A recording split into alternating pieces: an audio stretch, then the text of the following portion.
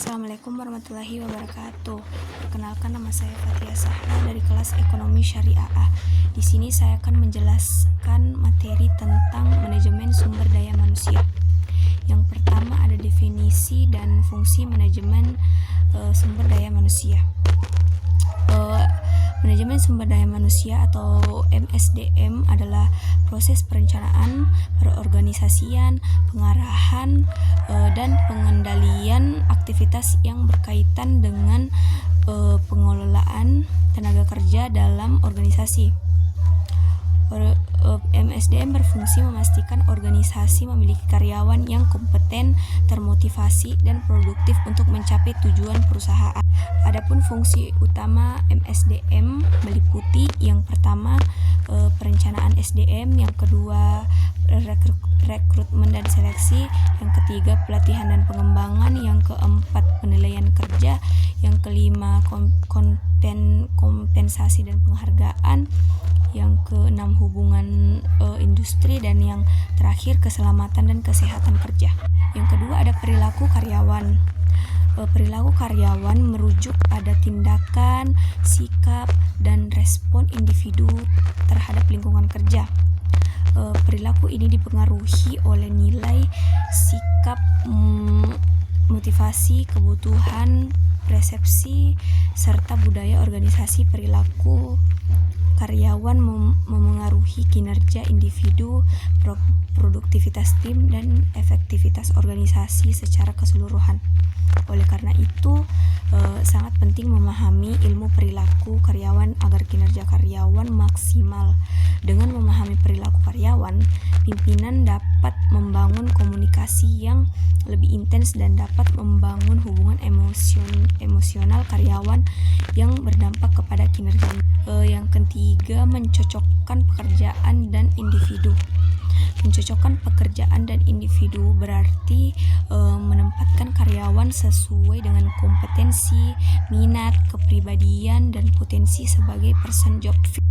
Adapun manfaatnya yaitu meningkatkan kinerja, mengurangi stres kerja, meningkatkan kepuasan kerja, menurunkan turnover, yaitu manfaatnya. Adapun cara mencocokkan individu dengan pekerjaan meliputi analisis jabatan, asesmen kompetensi, psikotes, wawancara mendalam, dan evaluasi potensi.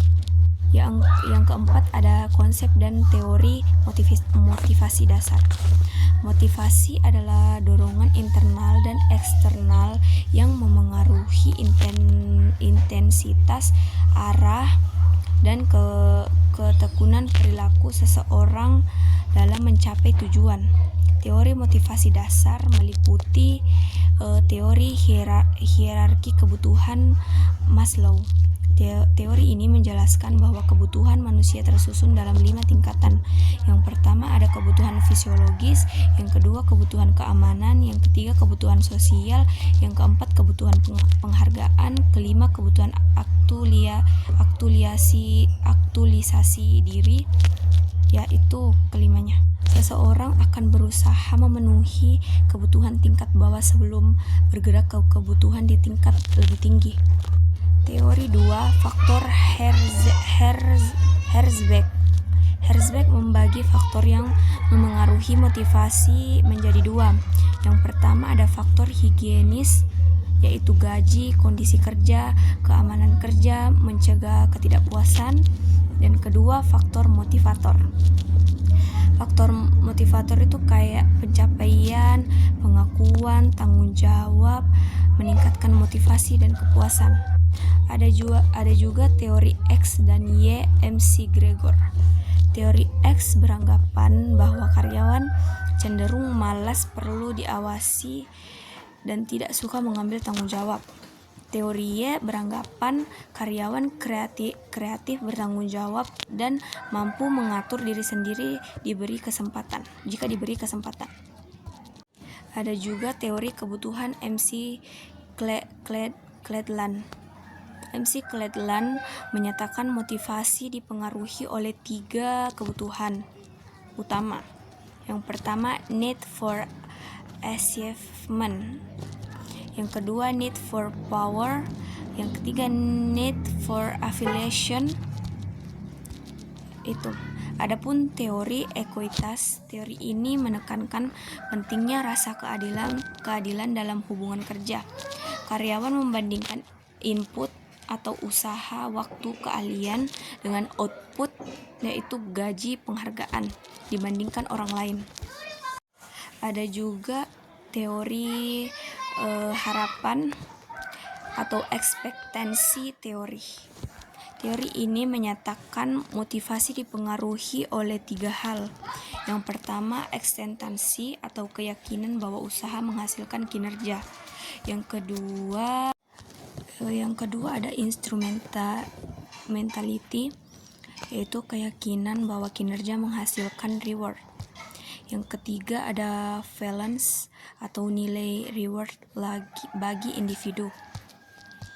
Teori-teori ini membantu memahami faktor yang dapat meningkatkan motivasi kerja karyawan. Yang kelima, meningkatkan motivasi karyawan.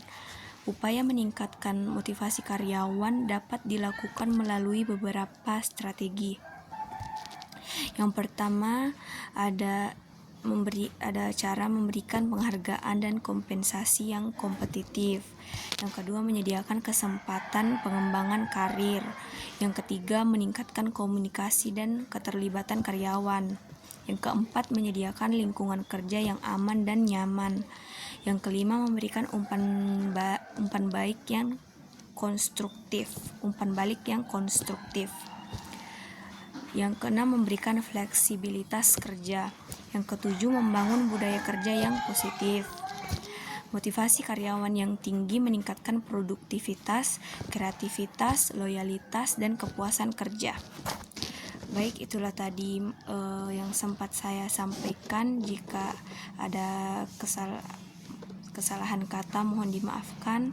Wabillahi taufiq wal hidayah. Wassalamualaikum warahmatullahi wabarakatuh.